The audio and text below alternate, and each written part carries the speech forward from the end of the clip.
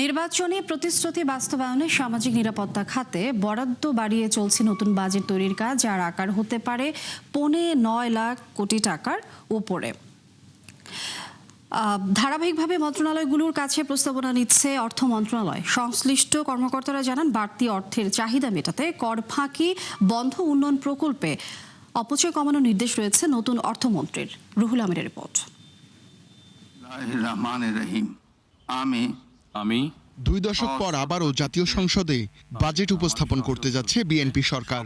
তবে এবারের বাস্তবতা হলো বেশিরভাগই নতুন মুখ, আর চ্যালেঞ্জও কয়েক গুণ বেশি। সেসব মোকাবেলার কর্মকৌশল ও আর্থিক আয় ব্যয়ের হিসাব মেলানোর ভার নতুন অর্থমন্ত্রী আমির খসরু মাহমুদ চৌধুরীর কাঁধে। নবনিযুক্ত মাননীয় প্রথমবার স্বভাবতই চমক আর নতুনত্বে মোড়া এক বাজেট দিতে চাইবেন অর্থমন্ত্রী, কিন্তু দুর্ভাগ্যজনকভাবে জ্বালানিতে বাড়তি ব্যয় আর প্রবাসী আয়ের দুশ্চিন্তা সঙ্গী করে এগুতে হচ্ছে তাকে। ফলে ইচ্ছা থাকা সত্ত্বেও ব্যয় করতে পারবেন না দুহাত ভরে। অবশ্য এর মধ্যেও নির্বাচনী ইশতেহার পূরণে অগ্রাধিকারের তালিকায় থাকবে ফ্যামিলি কার্ড, যার আংশিক বাস্তবায়নে আসছে অর্থ বছর দরকার হবে অন্তত 15,000 কোটি টাকা। এছাড়া কৃষক কার্ডের জন্য রাখতে হবে বাড়তি বরাদ্দ। আকার আয়তা নিয়ে তেমন কোনো আলোচনা না থাকলেও বর্তমান সরকার এগুতে চায় আগের ধারাবাহিকতায়, আর ঝিমিয়ে পড়া উন্নয়ন কর্মকাণ্ডেও আভাস রয়েছে গতি বাড়ানোর। এই অর্থনীতিবিদ মনে করেন, যে কোনো সময়ের চেয়ে বেশি চ্যালেঞ্জিং হবে এবারের বাজেট, তাই থাকতে হবে সুস্পষ্ট রূপরেখা। রাজস্ব সীমিত, সতর্ক থাকতে হবে, কারণ ঝুঁকি, এই যে মধ্যপ্রাচ্যের যুদ্ধের ফলটা আমাদের উপর কেমন আসবে এগুলো দেখার বিষয় আছে। এই জায়গায় আমাদেরকে উচ্চাভিলাষী হওয়ার সুযোগ নেই, কিন্তু যেটা আছে সেটা হচ্ছে বড় ধরনের কিছু সিগন্যাল দেওয়ার বিষয়টা। আপনি ওখানে সার্বিকভাবে একটা এজেন্ডা নিতে হবে, যেটা আওয়ামী লীগ আমলে 17 বছরে একেবারে নিচে চলে গেছিল। এটাকে আমি বলবো ব্যয় দক্ষতা।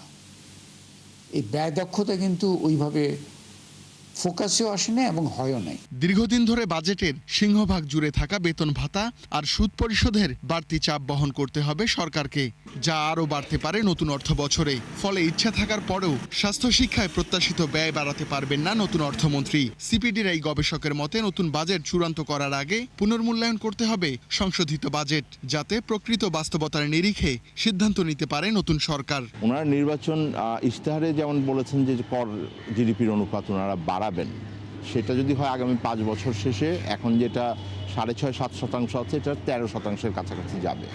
তো সেইটার প্রক্ষেপণটা ওনাদের এখন ঠিক মতো করতে হবে এবং তার সাথে মিলিয়ে আমার সংস্কার কার্যক্রমগুলো নিতে হবে।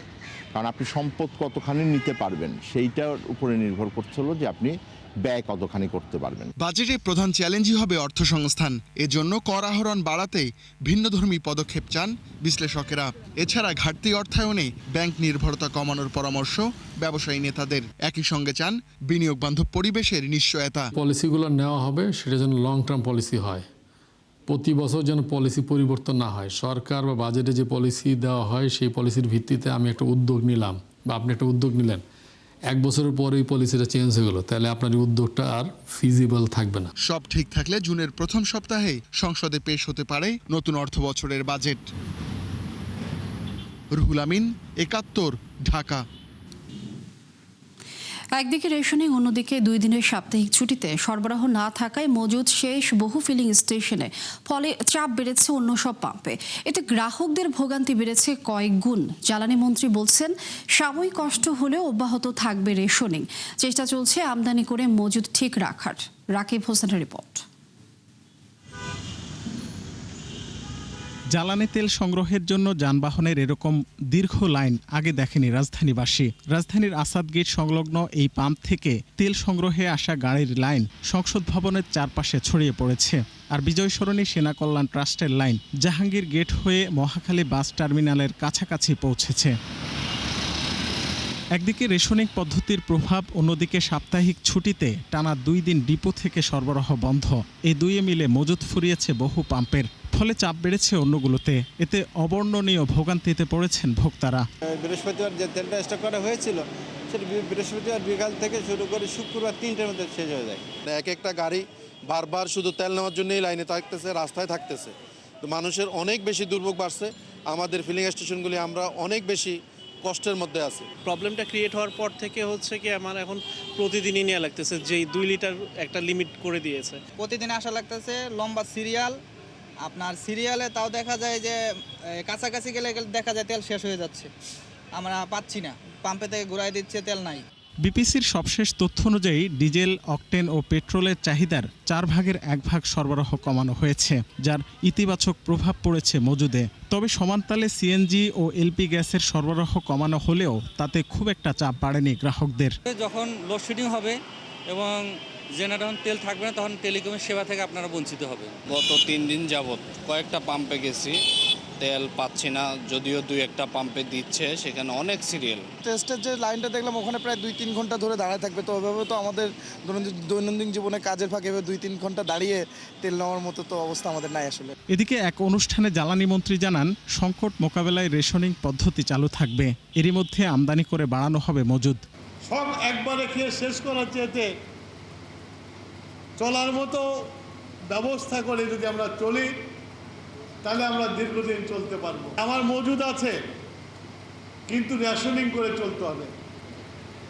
যেসব জাহাজ আটকে গেছে, যেসব জাহাজ মধ্য সমুদ্রে আছে, সেগুলো আস্তে আস্তে যেন আমার এই মজুদে কোনো হাত না পড়ে।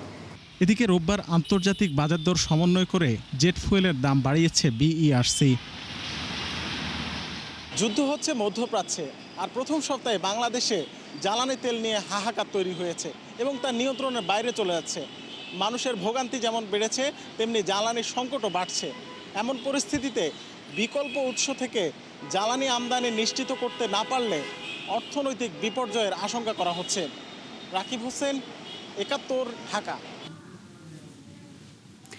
মধ্যপ্রাচ্যের সংঘাতের জেরে বাংলাদেশে শুরু হয়েছে জ্বালানি সংকট। দীর্ঘ সময় লাইনে দাঁড়িয়ে জ্বালানি তেল সংগ্রহ করতে গিয়ে ভোগান্তিতে পড়ছেন ক্রেতারা। এই বিষয়ে বিস্তারিত জানবো দর্শক, এই মুহূর্তে আমাদের সহকর্মী রাকিব হোসেন যুক্ত হচ্ছেন।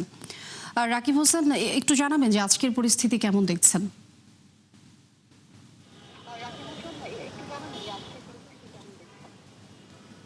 লিনিয়া, গত কয়েকদিন ধরে আমরা ফিলিং স্টেশনগুলোতে যেরকম দেখছি যানবাহনের সারি দীর্ঘ থেকে দীর্ঘ হচ্ছে এবং মানুষের ভোগান্তি বাড়ছে, আজকেও সেটি অব্যাহত রয়েছে। মানুষ তেল না পেয়ে আসলে পাম্প থেকে পাম্পে ঘোরাঘুরি করছে। যেমন আমরা এখন যে পাম্পে আছি, আপনি দেখতে পাচ্ছেন যে অনেক গাড়ি এসে ঘুরে যাচ্ছে জ্বালানি তেল না পেয়ে।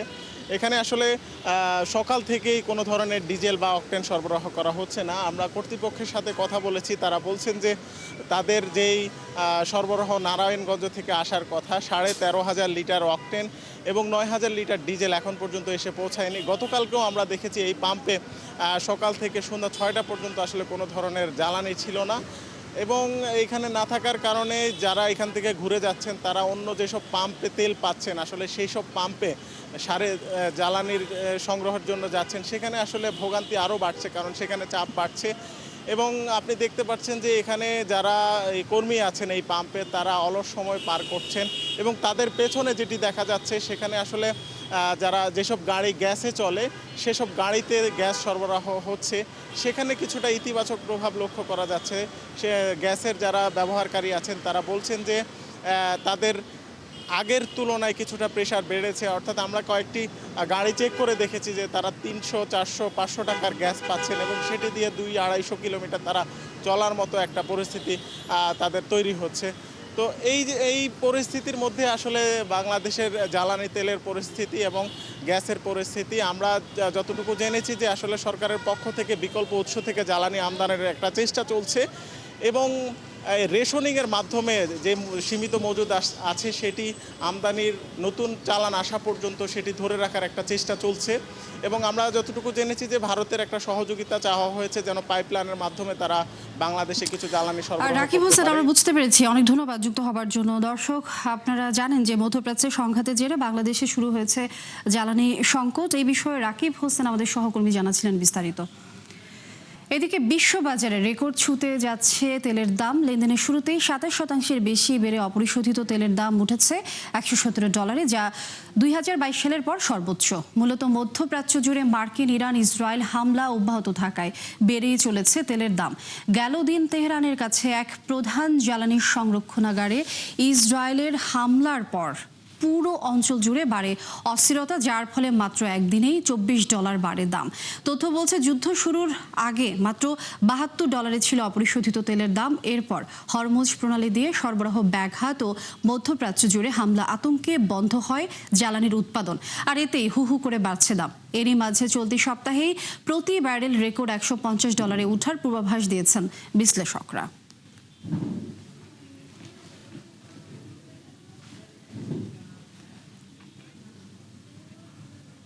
জ্বালানি সংকট মোকাবেলায় অনাকাঙ্ক্ষিত পরিস্থিতি সামাল দিতে সেনাবাহিনী ও পুলিশ মোতায়েনের অনুরোধ জানিয়েছে বিপিসি। সংস্থাটির চেয়ারম্যান রিজানুর রহমান স্বাক্ষরিত এক চিঠিতে বলা হয়, জ্বালানি তেলের প্রধান ডিপো সমূহ কেপিআই-ভুক্ত প্রতিষ্ঠান। সম্প্রতি রেশনিং পদ্ধতি বাস্তবায়নে অনাকাঙ্ক্ষিত পরিস্থিতি দেখা দিয়েছে, যা সামাল দিতে জরুরি ভিত্তিতে সেনা মোতায়েনের দাবি জানানো হয়। এছাড়া দেশের সব ফিলিং স্টেশনে পুলিশি টহল জোরদারে স্বরাষ্ট্র মন্ত্রণালয়কে আরেকটি চিঠি দেয় বিপিসি। ভরিতে ৩,২৬৬ টাকা কমল স্বর্ণের দাম। ফলে আজ থেকে 22 ক্যারেটের প্রতি ভরি কিনতে গ্রাহকের গুনতে হবে 2,64,948 টাকা। বাংলাদেশ জুয়েলার্স সমিতি বাজুস এক বিজ্ঞপ্তিতে তথ্য জানায়, মূলত ইরান ইসরায়েল হামলাকে কেন্দ্র করে বিশ্ববাজারে 1.5% বেশি কমে স্বর্ণের দাম, আর তাই তেজাবি স্বর্ণের সাথে মিল রেখে দেশীয় বাজারে এর সমন্বয় করা হয়েছে। নতুন মূল্য অনুযায়ী 21 ক্যারেটের প্রতি ভরি 2,52,875 টাকা কমেছে রূপার দামও। সনাতন পদ্ধতির 1 ভরি রূপার দাম 3,907 টাকা নির্ধারণ করে দেয় বাজুস।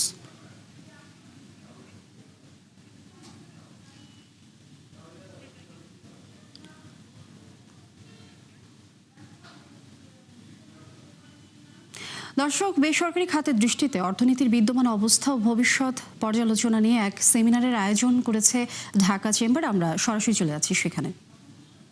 ফার্মার বলতাম, যাদেরকে বলতাম কৃষক, এই জনগোষ্ঠী নাই হয়ে যাচ্ছে।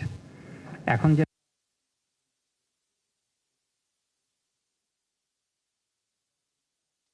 কৃষি গত কয়েকদিন আগে, যেটা জানেন আপনারা, 10,000 টাকা পর্যন্ত কৃষি ঋণ মওকুফের যে প্রোগ্রামটা, এই প্রোগ্রামের ফলে যে পরিমাণ ঋণ মওকুফ গভর্নমেন্ট আশা করছিল তা হয় নাই। মানে হচ্ছে তাদের প্ল্যান ছিল 8,000 কোটি টাকার মতো ঋণ মওকুফ করতে হবে, অ্যাকচুয়ালি মাত্র 1,500 কোটি টাকা হয়েছে আমার জানা মতে। তার মানে হচ্ছে কৃষির পরিবর্তনটা আমাদের মাথায় রাখতে হবে, কমপ্লিটলি চেঞ্জ কৃষি। এই কৃষিকে আপনি যখন চিন্তা করবেন, এখানে আমাদের আরও একটা স্টাডি বলছি সেটা বোঝার জন্য, কৃষির ল্যান্ড লিজিং রুলস বদলে যাচ্ছে।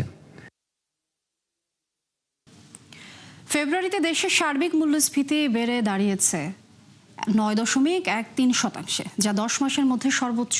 এই তথ্য প্রকাশ করেছে বাংলাদেশ পরিসংখ্যান ব্যুরো। জানুয়ারির তুলনায় 0.55% বেড়েছে ফেব্রুয়ারিতে।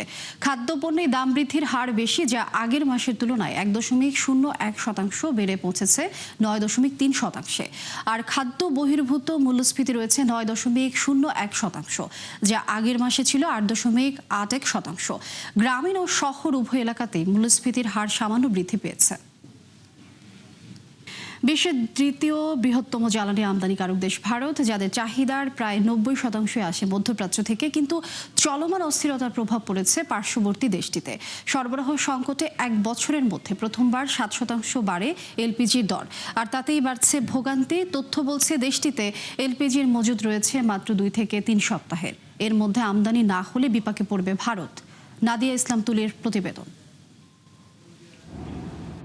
চীনের পর বিশ্বের দ্বিতীয় বৃহত্তম জ্বালানি আমদানিকারক দেশ ভারত, যাদের প্রায় সব জ্বালানি আসে মধ্যপ্রাচ্য থেকে, যার মূল পথ হরমুজ প্রণালী। সাম্প্রতিক যুদ্ধে জ্বালানি সরবরাহ শৃঙ্খল ভেঙে পড়ায় এবার টান পড়েছে ভারতীয়দের পেটে। কারণ আমদানি করা তেল গ্যাসের বড় একটা অংশ ব্যবহার করা হয় রান্নার জ্বালানি হিসেবে। সরবরাহ সংকটে দেশটিতে প্রায় 1 বছরের মধ্যে প্রথমবারের মতো বাড়ল এলপিজির দাম। ফলে 14 কেজির সিলিন্ডারের দাম 7% বেড়ে দাঁড়িয়েছে 913 রুপিতে। শুধুমাত্র কলকাতায় প্রতি সিলিন্ডারে বেড়েছে 60 থেকে 114 রুপি। আমি গ্যাস কিনতে এসে দেখি হঠাৎ দাম বেড়ে গেছে। এত দাম বাড়ায় ভীষণ সমস্যা হচ্ছে। এখন কি করব আমরা? আমাদের ঘর চলবে কিভাবে? ভীষণ দুশ্চিন্তায় আছি। তথ্য বলছে গেল বছরেও ৩৩ মিলিয়ন মেট্রিক টন রান্নার গ্যাস ব্যবহার করে ভারত। বিশ্লেষকদের মতে আমদানি বন্ধ থাকলে দেশটিতে থাকা এলপিজির মজুত মাত্র 2 থেকে 3 সপ্তাহের চাহিদা মেটাতে সক্ষম হবে। অন্যদিকে উৎপাদন খাতে ব্যবহৃত তেলের মজুদ রয়েছে প্রায় 100 মিলিয়ন ব্যারেল, যার মধ্যে প্রায় 80% ব্যবহারযোগ্য তেল দিয়ে চলতে পারে 30 থেকে 35 দিন। বিকল্প উৎস হিসেবে রাশিয়া, যুক্তরাষ্ট্র, পশ্চিম আফ্রিকা এবং ল্যাটিন আমেরিকা থেকে জ্বালানি কিনতে পারে ভারত, কিন্তু এসব উৎস থেকে তেল সংগ্রহে সময় লাগে 25 থেকে 45 দিন। এতে বাড়বে পরিবহন খরচ। নাদিয়া ইসলাম তুলি, ৭১। দর্শক, এই ছিল ৭১ বিজনেসের এখনকার আয়োজনে। সরাসরি সংবাদ অনুষ্ঠান দেখতে চোখ রাখুন ৭১-এর ফেসবুক পেজে এবং সাবস্ক্রাইব করুন ৭১-এর ইউটিউব চ্যানেল। থাকুন ৭১-এর সাথে।